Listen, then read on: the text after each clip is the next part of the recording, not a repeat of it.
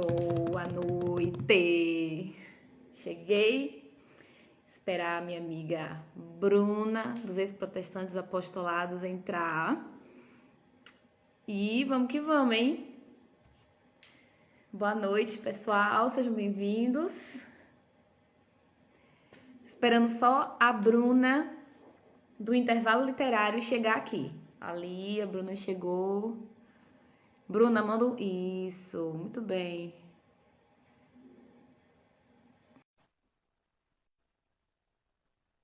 Eu tô guardando a conexão, gente, com a Bruna. Ela acabou de mandar aqui o pedido para mim.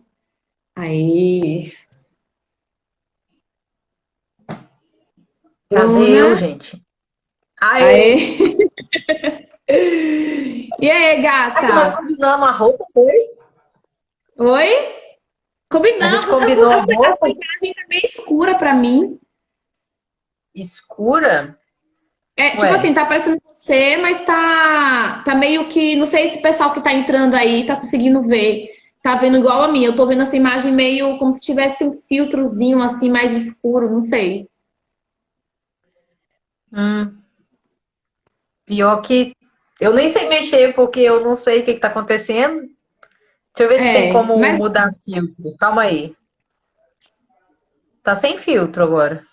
não, não sei, mas enfim, também não tem, a imagem tá boa, o pessoal tá falando ali. Então, pra mim é que tá Ah, deve meio, ser. tá meio... É porque pra mim tá esquisito também, mas que seja. Gente, olha só, eu vou me apresentar, né, para quem está chegando aqui agora, que ainda não me conhece, né? Muitas pessoas vieram pela Bruna, vieram pelos ex-protestantes apostolados, que é o nosso apostolado amado, que a gente gosta demais. Eu sou Priscila, tenho 37 anos, sou economista, né? Estou fazendo um doutorado aí em economia, mas a minha grande paixão é a Igreja Católica, é estudar a doutrina dos pais da Igreja. Eu era protestante, eu era batista, né? Me converti há 2 anos e meio, né? Através dos estudos da história da igreja. Bruna, se presente. Meu nome é Bruna, sou nova aqui no apostolado, né? Muito nova na igreja também. Eu era da igreja presbiteriana e comecei a estudar, e aí a Eucaristia me pegou, né? Foi pelos sacramentos que eu comecei a estudar a igreja católica. E quando eu conheci a questão dos sacramentos, eu acabei me aprofundando para ver sobre o papado, sobre como que a patrística, né, tratava a questão da Eucaristia. E aí não teve jeito, né? A gente começa e não para. A gente tem dois caminhos, né? Ou continua vendo, ou né, faz de conta que não viu, mas eu não consigo, né? E aí continuei É. estudando. Então, hoje eu tô aqui pelo apostolado, mas eu não, eu nem sei o que que eu tô fazendo aqui, né? O pessoal do apostolado é muito generoso, né? De deixar a gente entrar. A Bruna, gente, ela se converteu pelo mesmo caminho que o meu, né? Que foi o caminho do estudo, né? O caminho da pesquisa. Então, e foi no caminho do estudo e no caminho da pesquisa que a gente descobriu o que é realmente a Eucaristia, né, Bruna? Gente, olha só, a gente vai falar da Igreja Católica, vamos falar da história da Igreja, né? Como que a Igreja enxerga a Eucaristia. Entretanto, é Isso. impossível para duas garotas que saíram do protestantismo não fazer as comparações de como a gente enxergava antes e como a gente enxergava depois, né? Quando eu era protestante, quando eu era batista, eu acreditava, fui ensinada de que a Eucaristia ou Santa Ceia, como a gente chamava, era apenas uma representação do corpo de Cristo, entendeu? Então era só pão e suco, não era nem vinho que era servido, era pão e suco. E a gente acreditava assim, olha, isso aqui é uma representação, não é o corpo e o sangue de Cristo de verdade, né? Não dá para ser assim. Então, a gente acreditava dessa forma.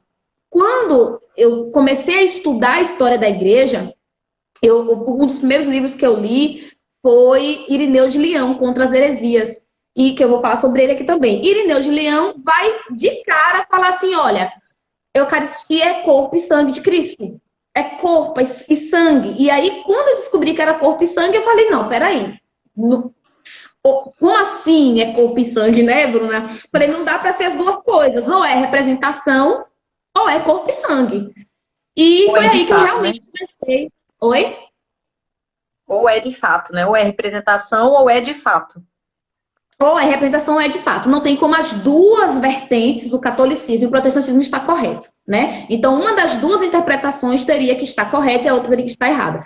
Então, como boas leitoras, estudantes e pesquisadoras que nós somos, a gente mergulhou, né, para buscar os documentos das primeiras eras cristãs, dos primeiros períodos, o que é que os pais da igreja falam sobre a Eucaristia, o que é que a história nos relata, né, documentalmente falando sobre a prática da Eucaristia. E aí a gente começou a descobrir, ainda sem nem sequer chegar no catecismo da igreja, ainda no nosso processo de conversão, a gente começou a descobrir o que efetivamente é a Eucaristia, né? E a gente começou a descobrir que a Eucaristia realmente é corpo e sangue de Cristo e não uma representação, como a gente aprendeu.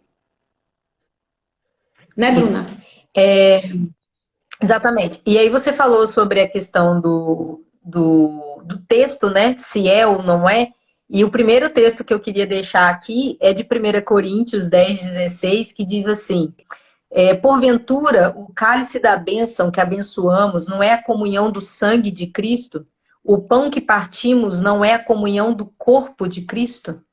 Né? Então, a sensação que a gente tem é que a gente deixava passar. A gente lia e não dava atenção, né, profunda para aquilo que o texto estava falando e sempre desmentindo o texto.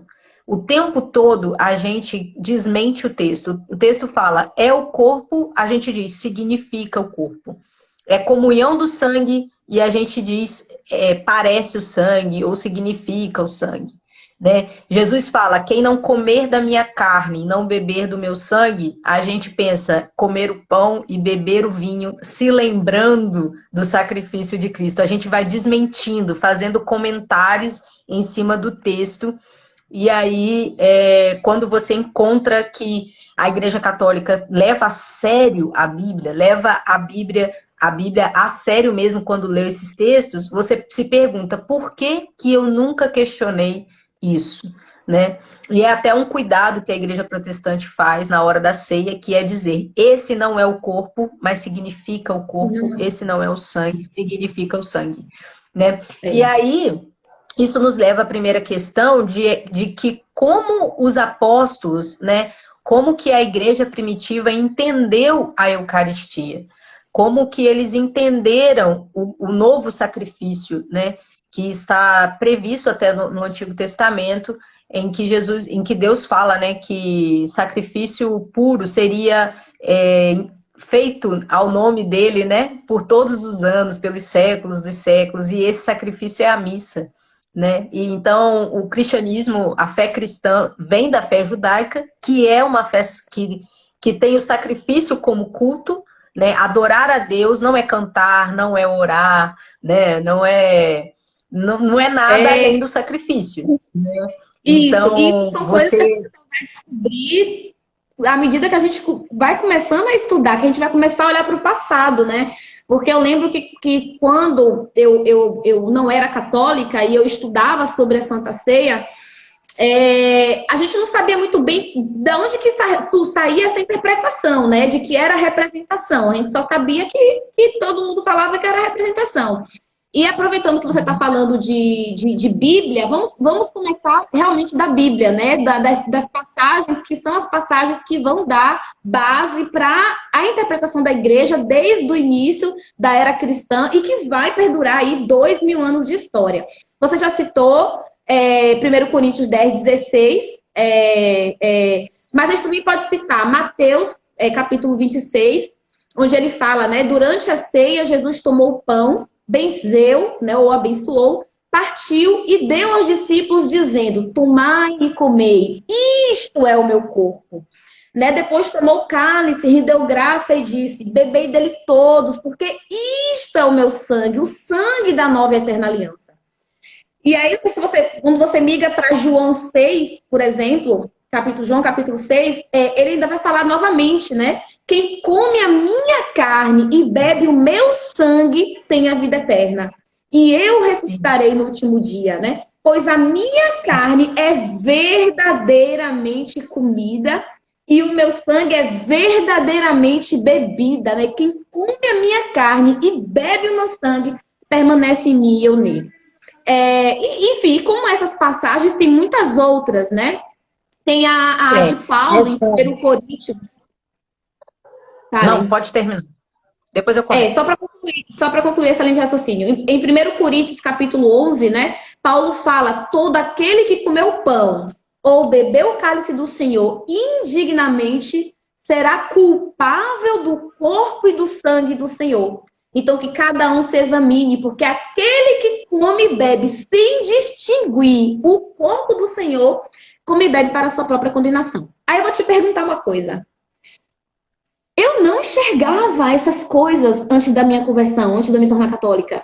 Eu lia isso e eu não enxergava como está claro nas Sagradas Escrituras o que Jesus está falando. E eu me pergunto até hoje, meu Deus, como que eu não enxergava o que está claro nas Sagradas Escrituras? A gente está falando, a gente nem entrou em patrística ainda, né?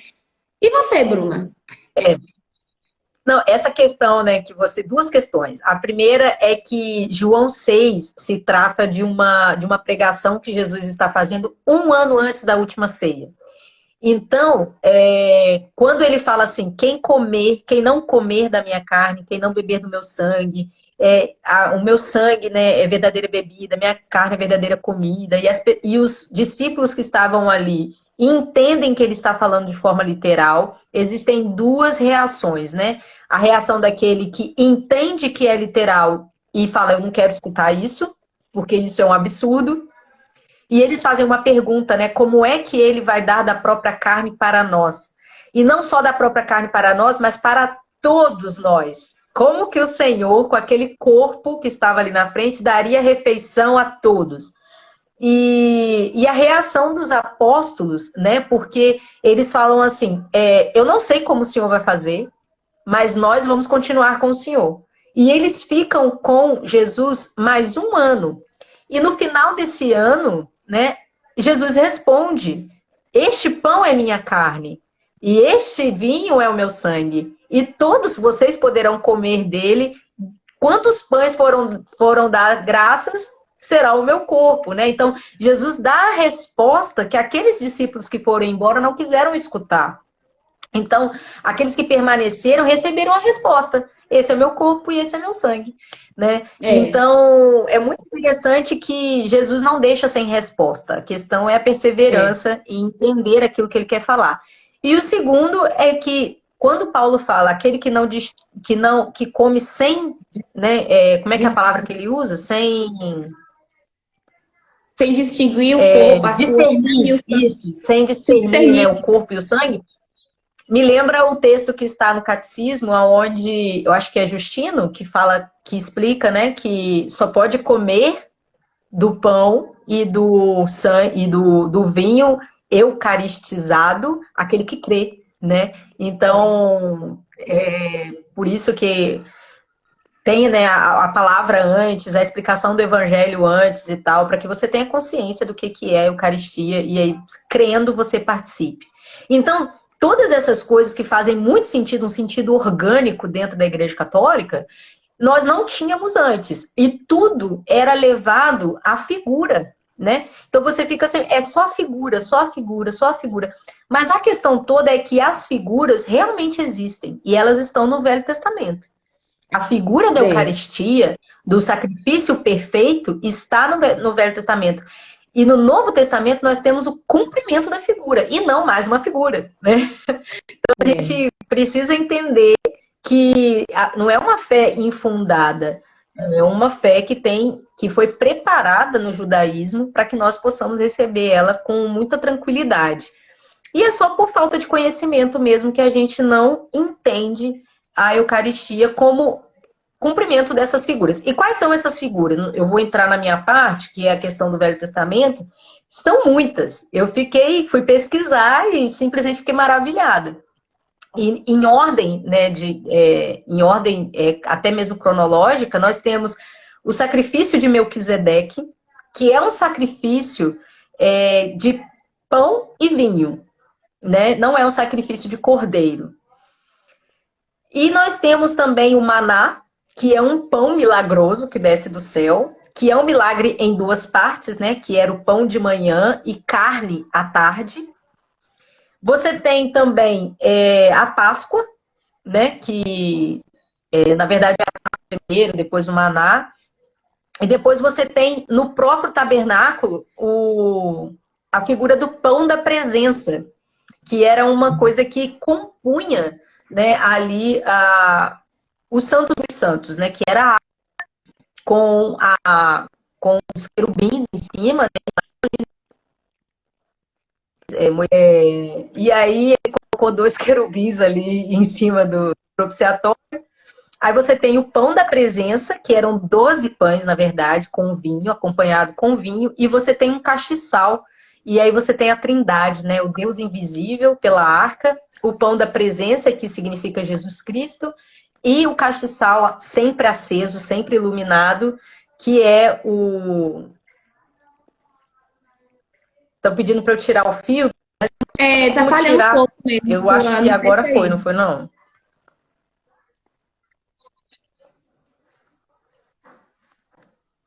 A sua internet está meio que Vê se melhorou. travando, assim. Mas vai lá, continue falando. Será que a minha internet está ruim assim? Tá meio travando, né, gente, a internet. Vocês Bruna? estão me ouvindo direitinho? A gente tá te vendo e tá te ouvindo. É porque de vez em quando ele meio que tá lento, entendeu? Mas vai lá que a gente vai ver se a gente consegue te acompanhar. Voltou? O pessoal tá falando que melhorou. Melhorou. Vá, continue, vamos embora. Vamos embora. Então, a questão do maná, por exemplo, né, ele é um pão que desce do céu, que desce todo dia, só não descia no sábado, e aí na sexta-feira era colhido em dobro. E à tarde tinha carne, então tinha pão e carne do céu. E você vai lá em João 6 e você vai ver Jesus começando falando, né? Eu sou o pão da vida, e termina falando que ele era a carne que as pessoas iriam comer. Então, as duas figuras estão sempre juntas quando se fala de Eucaristia, né? Porque o pão é a aparência e a carne de Cristo é a substância, que Tomás de Aquino depois vai, né, fazer o uso, né, dessas categorias aristotélicas para falar do milagre da transubstanciação. Isso. Outra coisa muito interessante é que Jesus nasce em Belém.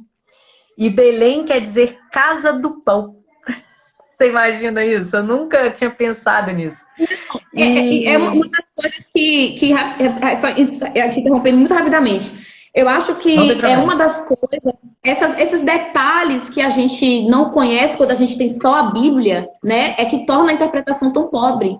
Porque quando você tem acesso à história, né, da época, você tem a história do povo, você tem a cultura do povo, você tem acesso à língua, ao grego, ao hebraico, ao aramaico, é que você começa a entender o real significado daquilo que está escrito ali na palavra de Deus, né? E é por isso que a doutrina católica ela é tão rica. E você vê que nenhuma doutrina ela sai de um único versículo, né? A gente está vendo aqui a Eucaristia. Olha por onde você já passou para a gente poder chegar à conclusão de que a Eucaristia é corpo e carne. Eu acho isso espetacular. Marcelo está falando da tradição judaica também, exatamente. Tem muitas coisas da tradição judaica, porque a religião judaica não é só a escritura, né? Ela tem a tradição também. E aí, na tradição judaica, o novo Messias, né, o novo Moisés, iria começar o novo Êxodo. Então, eles esperavam que realmente, no formato político em que as pessoas esperavam Jesus, seria um novo Êxodo. E o novo Êxodo precisaria de uma nova Páscoa, né? Porque o Êxodo começa com a Páscoa. Então, tem uma nova Páscoa, tem o novo maná e tem uma nova jornada, né?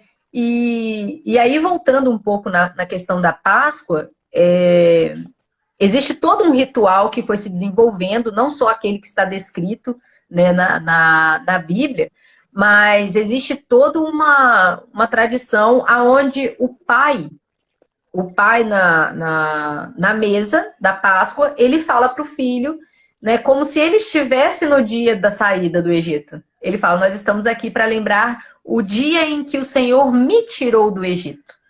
Então, ele faz uma presença espiritual, né, uma presença sacramental, ritualística do dia da Páscoa, assim como a missa nos leva sacramentalmente para o Calvário, né? A Páscoa também judaica levava todo o povo judaico, todo o povo judeu para o dia da Páscoa original, né? E nessa Páscoa o rito era matar o cordeiro, usar o sangue para marcar a casa, e o ápice desse sacrifício era comer o cordeiro, né? Então não podia, não era uma opção não comer o cordeiro. E foi isso que aconteceu, né? De fato, e foi assim que foi a tradição toda judaica. Então, quando Jesus fala, quando João Batista aponta para Jesus, esse é o Cordeiro de Deus que tira o pecado do mundo. E na Páscoa, né, na última ceia, quando Jesus não tem cordeiro na mesa, e ele diz, né, que aquele pão é o corpo dele, ele ressignifica a Páscoa em volta dele mesmo. Ele é o novo cordeiro. Ele é o cordeiro perfeito. Isso. Assim como...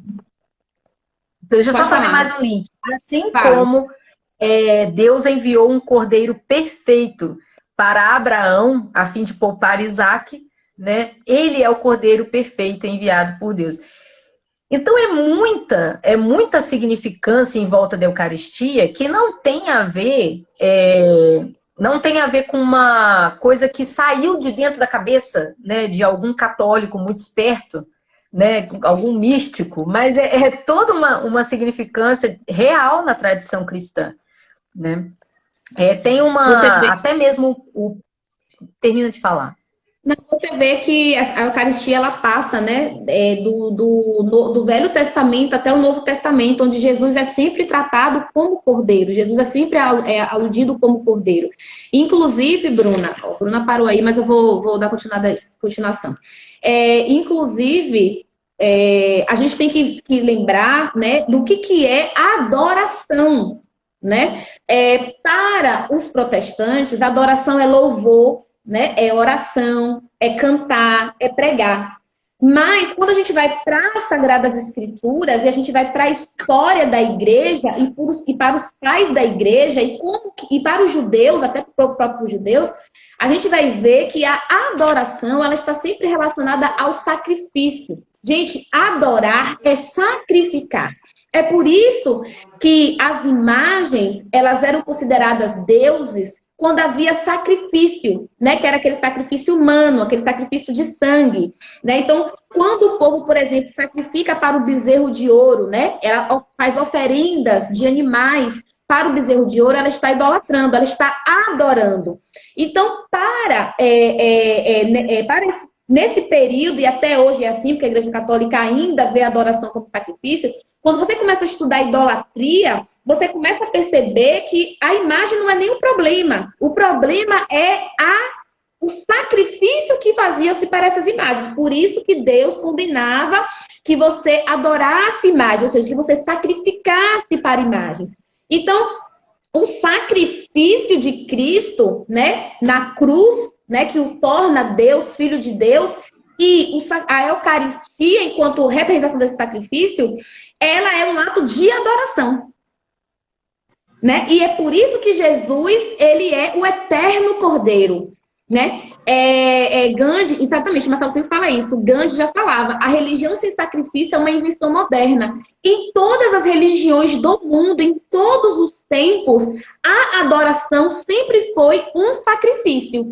A diferença é que o nosso Deus começa a dizer assim, olha, o sacrifício que eu quero não é que vocês, sacrifício humano, como a gente fazia para outros deuses, né? Como se fazia para os deuses. Eu não quero que vocês matem crianças, matem jovens. Eu quero o sacrifício incruento, né? Que é o sacrifício do coração e a Eucaristia que vai estar, né? Sempre renovando o sacrifício de Cristo na cruz. Isso é adoração, né? O louvor, a oração, a pregação, a homilia faz parte da vida. Isso, o banquete do Cordeiro de Scott Hahn fala isso também, né? Então, a Eucaristia, ela é adoração, porque ela é sacrifício. Mas, Bruna, continue. Para fechar a questão do novo êxodo, né? Você tem, então, a Páscoa, que você tem que comer o cordeiro. Isso não muda, né? Deus não muda. Você hoje tem que comer o cordeiro também, né? E você tem o êxodo, que nosso êxodo é para Nova Jerusalém, é para o paraíso, né? Para o céu. Então, nesse êxodo, ele também nos dá o pão nosso de cada dia, né? Esse pão sobrenatural, que é a Eucaristia. Ele não nos deixa sem. E é até um costume, né? É até uma coisa que eu tenho aprendido, que a missa deve ser celebrada todos os dias, né? E quem puder participar todos os dias seria ótimo. E aí na oração do Pai Nosso, a palavra, né, que é usada para o pão é epiousios, que quer dizer pão sobrenatural. O epiousios, na verdade, quer dizer além, né, substância. É uma substância superior, é uma supersubstância, que nos lembra, né, a questão da transubstanciação. E o pão, o maná, ele era sobrenatural, tanto que maná quer dizer, né, o que é isso? Então, ele é poderosíssimo, você não tinha de onde vinha o pão, vinha do céu. E o segundo pão, se a gente for pensar na questão protestante, o segundo maná é menos poderoso do que o primeiro, né? Sendo que o maná é um milagre, por que a Eucaristia também não poderia ser, né? Porque existe essa coisa, esse ceticismo em relação à transubstanciação, como Deus poderia estar sob espécie de pão, né? Como isso? Maná. Então, os pais da igreja, eles vão explicar isso muito bem, né? Eles vão explicar essa questão da transubstanciação, da transformação do pão e do vinho no corpo e sangue muito bem explicado, né? E daí aí entra toda a questão da metafísica, né? Que a gente vai falar aqui. Sim. Aí São Jerônimo, eu já vou terminando, na Vulgata, o Pai Nosso dá-nos o pão sobrenatural, entendeu? Então, você tem o novo maná. E você tem também os novos sacerdotes, né? Então você tem a nova Páscoa, o novo Êxodo, o novo maná, e você tem sacerdote, porque só o sacerdote pode oferecer o sacrifício, que são, né, os bispos, os padres, e tem um novo sacrifício, que é o sacrifício do Cordeiro Perfeito, né? E é incruento, claro, né? Mas é o mesmo sacrifício, porque está usando do mesmo Cordeiro, né? Do mesmo Cristo. E essa questão, a questão que eu ia falar é isso, nada na Igreja Católica é feito de qualquer forma, né? Você tem, por exemplo, até a luminária no sacrário, lá em Levítico fala que enquanto o pão da presença está dentro do Santo dos Santos, que ele seja sempre iluminado, né? Então, nem a lâmpada do sacrário é à toa, tá escrito na Bíblia que é desse jeito que tem que ser feito.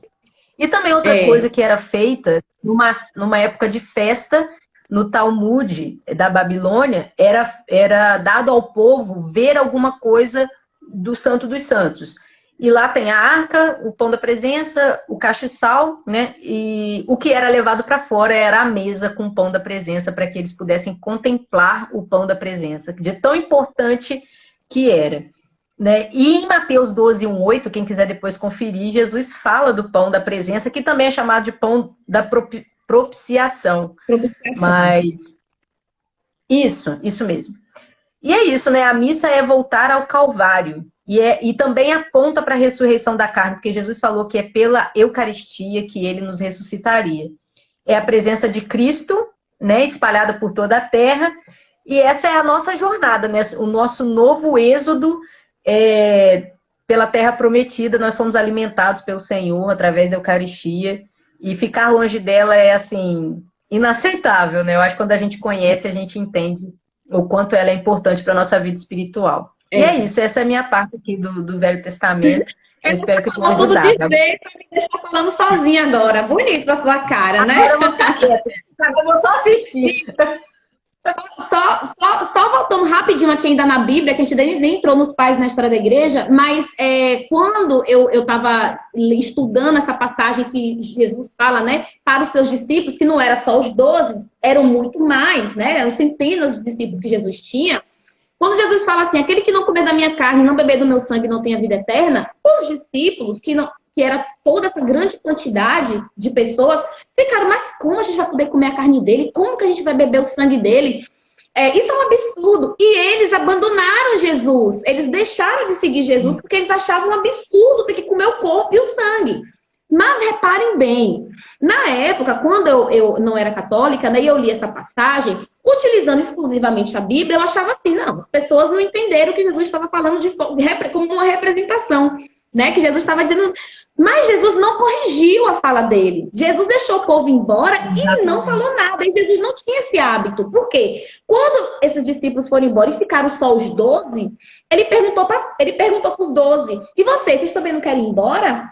E aí Pedro fala, Jesus, Senhor, para onde nós iremos? Só tu tens as palavras de vida eterna.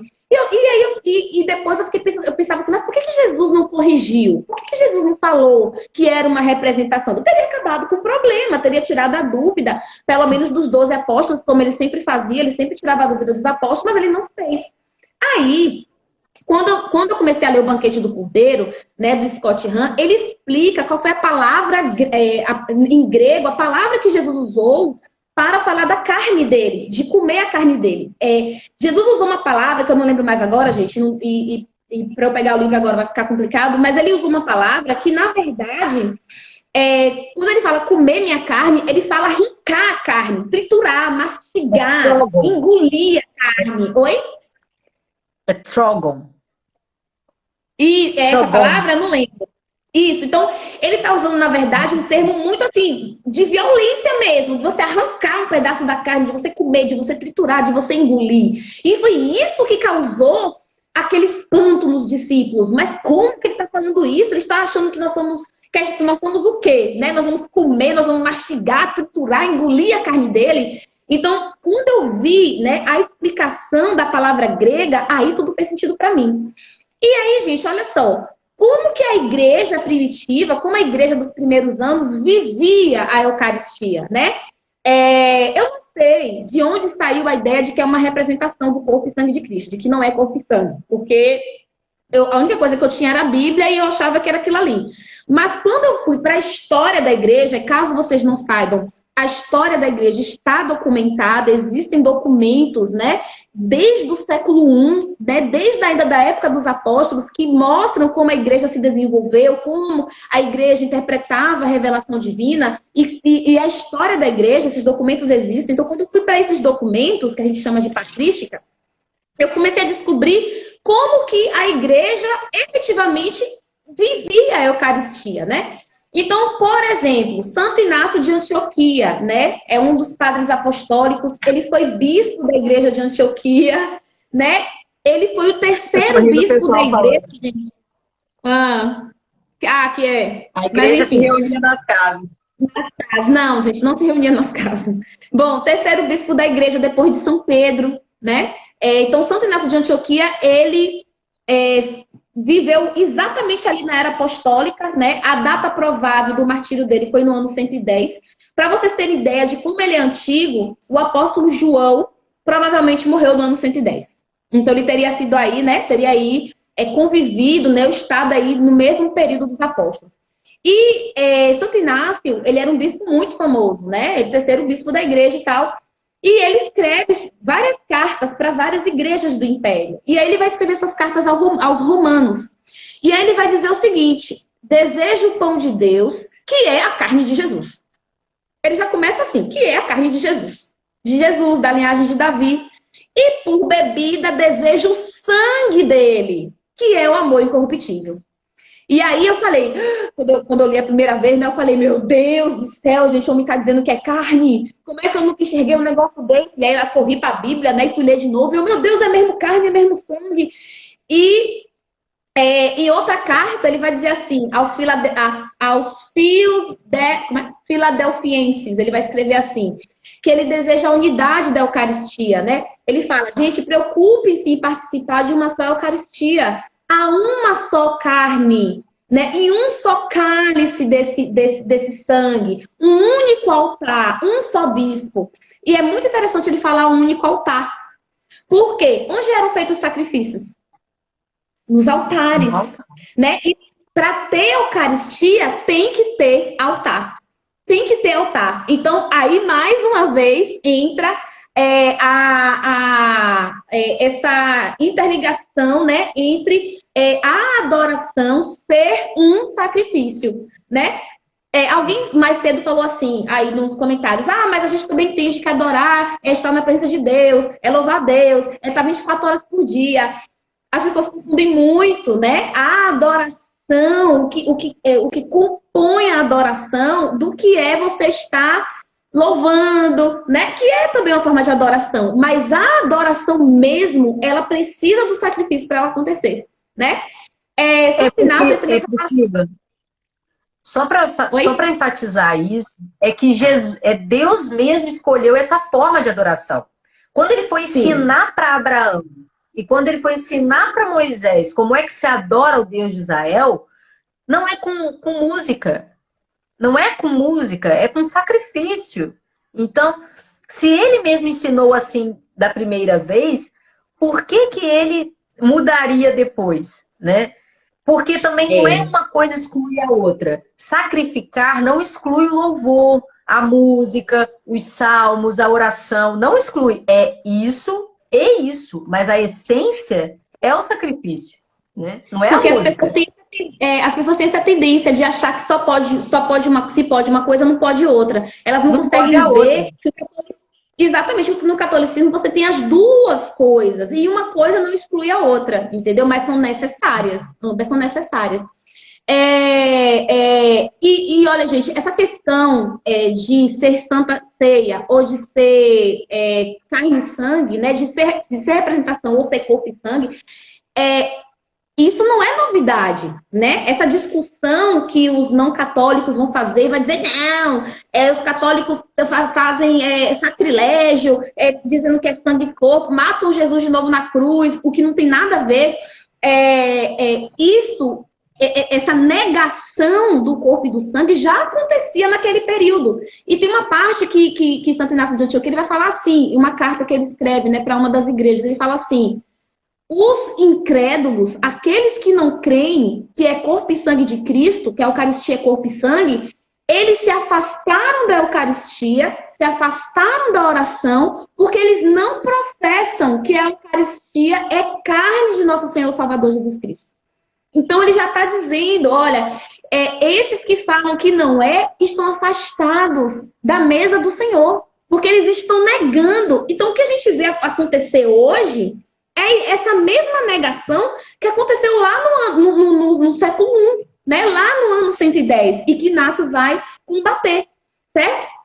E ele vai aproveitar e ele vai fazer uma descrição da Eucaristia. Ele vai dizer, gente, considerar ilegítima a Eucaristia quando ela é realizada pelo bispo. Aí vem aquela história, né? As igrejas se reuniam nas casas. Não, gente, as igrejas não se reuniam nas casas, tá? Isso aí nunca existiu. Não sei quem foi que inventou isso. Né? Ele vai dizer assim, tem que ser realizada pelo bispo, que é o sacerdote ordenado, sucessor dos apóstolos, autorizado divinamente a fazer essa consagração, né? Ou por alguém que foi encarregado pelo bispo, né? Que no caso são os nossos padres, né? Que ele vai falar. Além de Santo Inácio de Antioquia, você também tem a Didaquê, né, gente? A Didaquê é um dos documentos mais importantes, né, dessa era pós-apostólica, certo? Ele foi escrito mais ou menos nos anos 70 e 120 depois de Cristo, nesse período aí, né? 70 e 120 depois de Cristo. Ou seja, o apóstolo João morreu quando? Ainda, né? Exatamente, o apóstolo João ainda estava vivo. Eu gosto muito de falar isso, que é para as pessoas terem ideia de como que a gente está lá, entendeu? Lá no fundo mesmo da igreja, para as pessoas falarem, para as pessoas se questionarem, falarem, pô, mas se esses caras nesse período já estão falando que era, como é que eu hoje, 2 anos depois, vou dizer que não é? Oi? Você parte do princípio de que a igreja católica surge como igreja católica em Constantino. Aí você pensa assim, tá, tudo que tá antes de Constantino é válido, é igreja primitiva.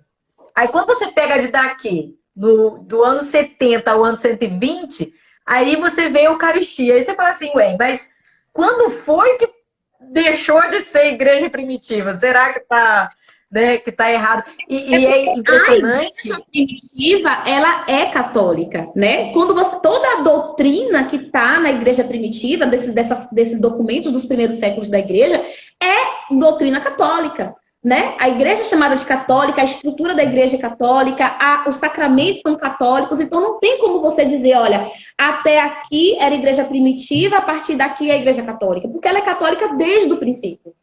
A Desde o início. Didaquê, que é o ensino dos 12 apóstolos, que é um desses documentos mais importantes, né? Ela é citada, gente, por numerosos escritos aí dos primeiros séculos da era cristã. Ela servia de catequese aos convertidos, ok? Então, era um manual, né? Tipo o nosso catecismo. Era um manual para que se ensinava a doutrina da igreja para os novos convertidos. E a Didaquê, ela dá instruções sobre a celebração da igreja, a celebração eucarística. E vocês vão ver a semelhança que a gente tem, né, de como a igreja até hoje ela mantém essa celebração eucarística. Primeiro, a Didaquê usa a palavra sacrifício 4 vezes para a Eucaristia. 4 vezes, tá? Ele fala que é preciso orar sobre o cálice. O que a Igreja Católica faz? Lembrem aí da oração eucarística, né? De todo o processo que a gente faz na missa. Fala que deve-se fazer uma oração sobre o pão partido. Fala que ninguém deve comer a Eucaristia se não for batizado. Então você tem que fazer parte do corpo de Cristo, né? Você deve fazer a oração de agradecimento após a Eucaristia. Lembrem aí da oração eucarística. Ele fala, quem recebe a Eucaristia deve se confessado para que o sacrifício... Gente, juro por Deus, essa palavra não é minha, está escrito lá. Quem recebe a Eucaristia deve ter se confessado para que o seu sacrifício seja puro. Olha, mais uma vez, estou falando da Didaquê, contemporâneo aos apóstolos, né? Então, ninguém deve tomar a Eucaristia sem antes sem antes ter se confessado, né? Se estiver fora do estado de graça. Tomar a Eucaristia sem arrependimento e sem confissão é uma profanação do sacrifício de Cristo.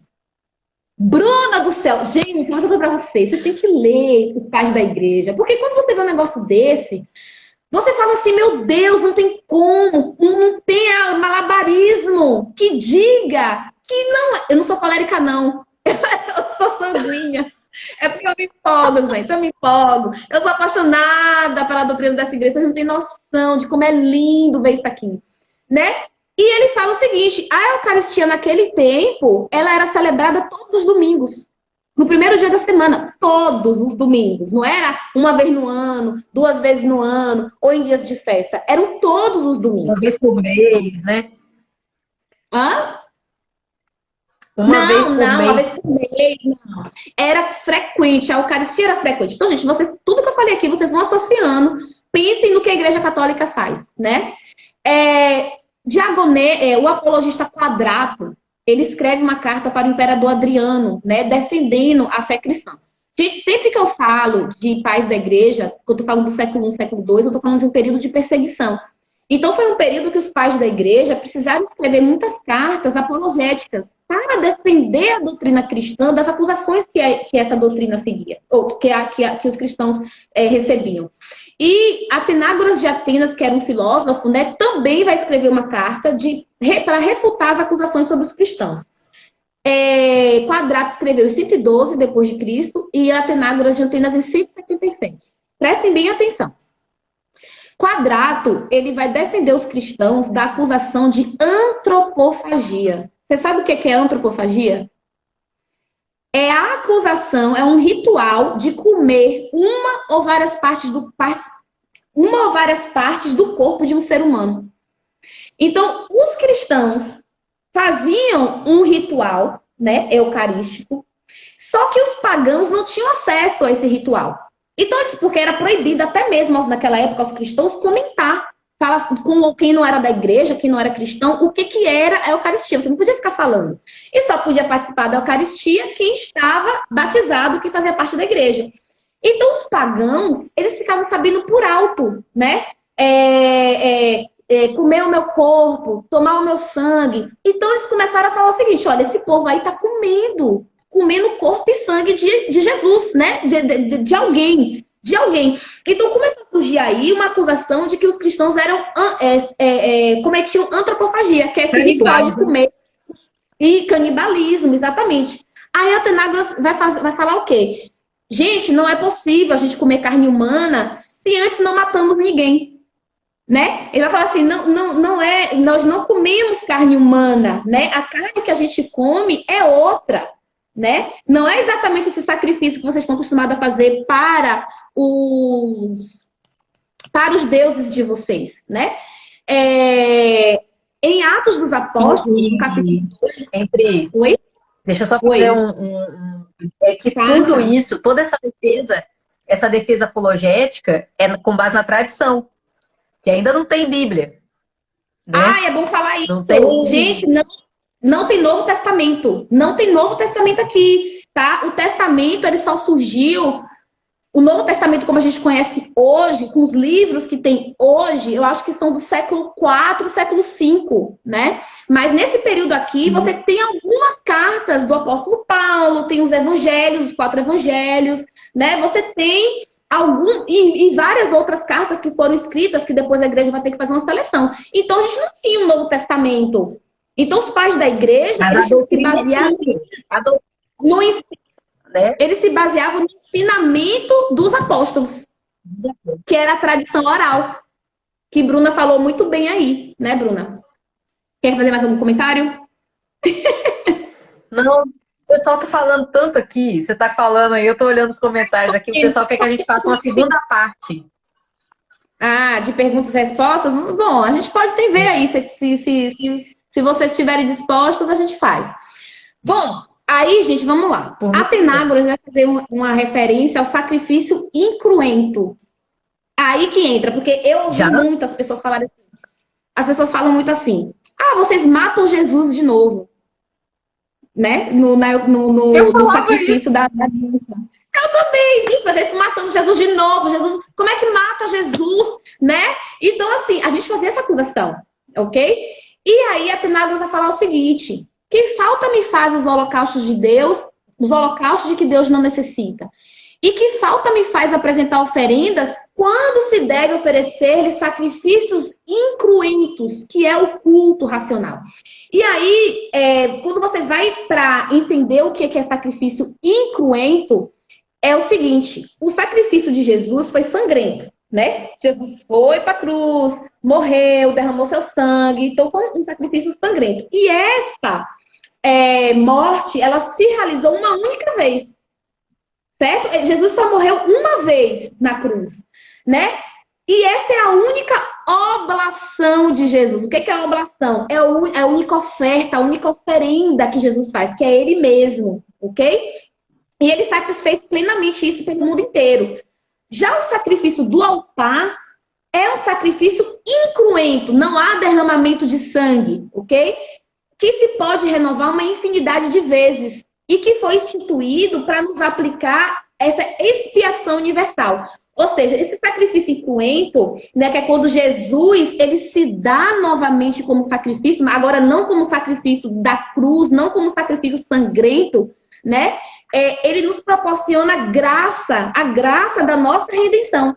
Gente, os pais da igreja nos falam que a Eucaristia, ela alimenta o nosso corpo como forma de nos preparar para a ressurreição do corpo, né? A carne de Cristo, ela santifica a nossa carne, ok? Então, o sangue de Cristo alimenta a nossa carne, nos prepara para a incorruptibilidade do corpo. Então, o sacrifício incruento é o sacrifício sem vítima. Então, não tem essa de estamos matando Jesus de novo. Jesus morreu na cruz de uma vez por todas, né? É o eterno cordeiro. Mas esse sacrifício é um sacrifício em que Jesus se dá novamente no seu corpo e no seu sangue para alimentar, para nutrir a nossa alma e o nosso próprio corpo, ok? Mas acho que nós Tem estamos uma falando que só falta questão 10 minutos. tá, é rápido. Tem uma questão que é muito importante na questão da missa, é que o sacrifício de Cristo, ele não tem essa característica atemporal só depois. Ela tem antes também. Porque Paulo fala o seguinte, que ele é o Cordeiro de Deus morto antes da fundação do mundo. Ou seja, o sacrifício de Cristo é atemporal antes dele vir à Terra.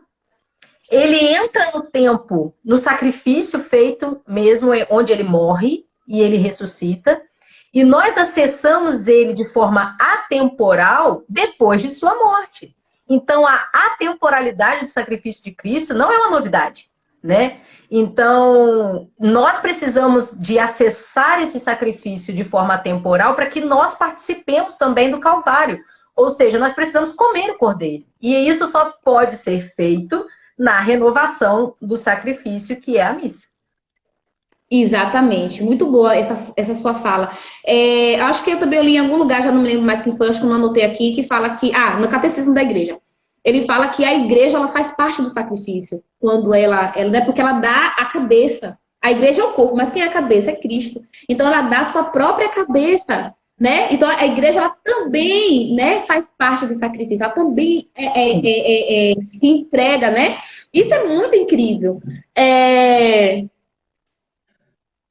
Tem Hipólito de Roma, gente, no ano 215 depois de Cristo, ele fala a oração eucarística. Prestem bem atenção. 215 depois de Cristo, oração eucarística. O Senhor esteja convosco. Ele está no meio de vós. Corações ao alto. O nosso coração está em Deus. Demos graças ao Senhor nosso Deus. É nosso dever e nossa salvação. Sabe de quando é que é essa oração? 215.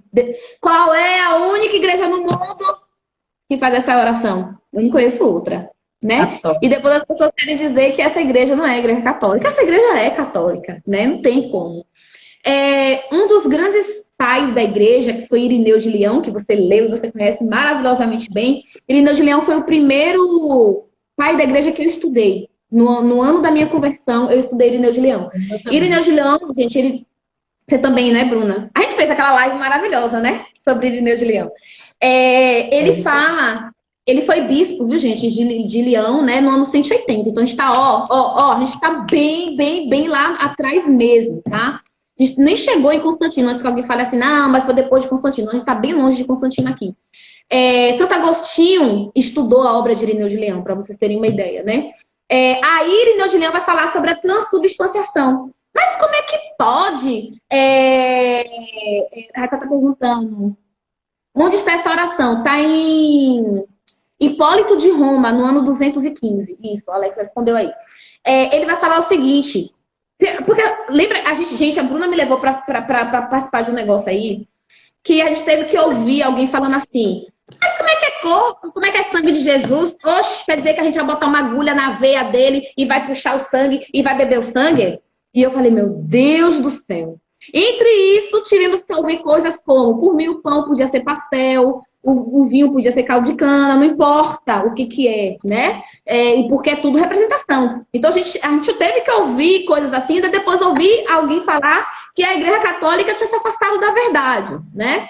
Mas vamos lá, o que Irineu fala sobre transubstanciação? Como é que o pão vira carne? Como é que o sangue, como é que o vinho vira sangue?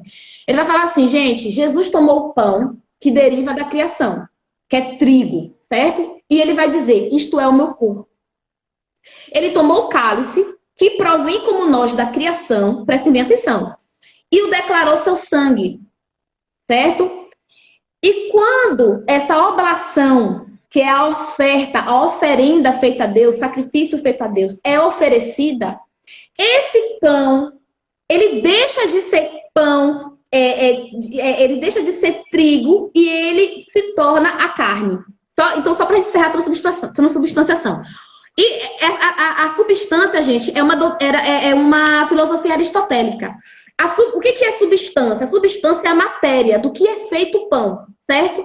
Então, o pão é feito de quê? De trigo. E o acidente é a aparência do pão. Tá? Então, o acidente do pão. O acidente é o pão e a substância é o trigo. Quando o sacerdote oferece esse pão no altar, acontece uma transformação dessa substância. A substância deixa de ser trigo e se transforma carne e sangue do corpo de Cristo.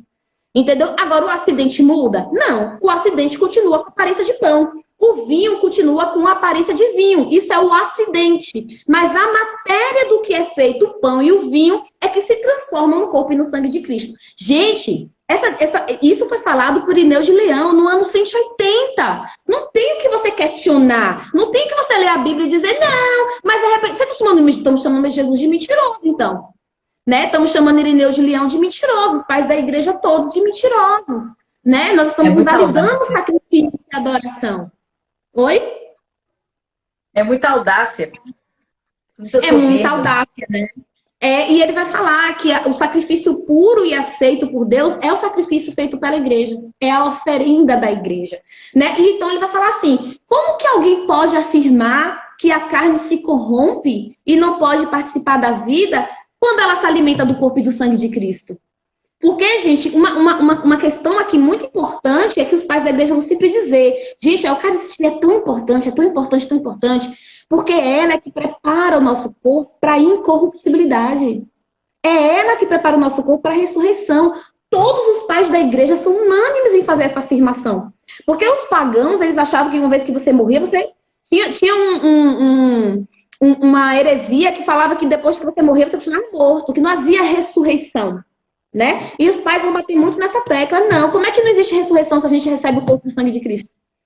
Que é o que nos prepara. Ou seja, essa negação é gnóstica. Né? Por isso que Eric Voegelin vai falar que o protestantismo é gnóstico. Entendeu? Porque separa espírito da carne, a carne é má, a matéria é má e tal. Então, esse gnosticismo se mostra de várias formas, o maniqueísmo também, né? Então, e é tudo gnosticismo, né?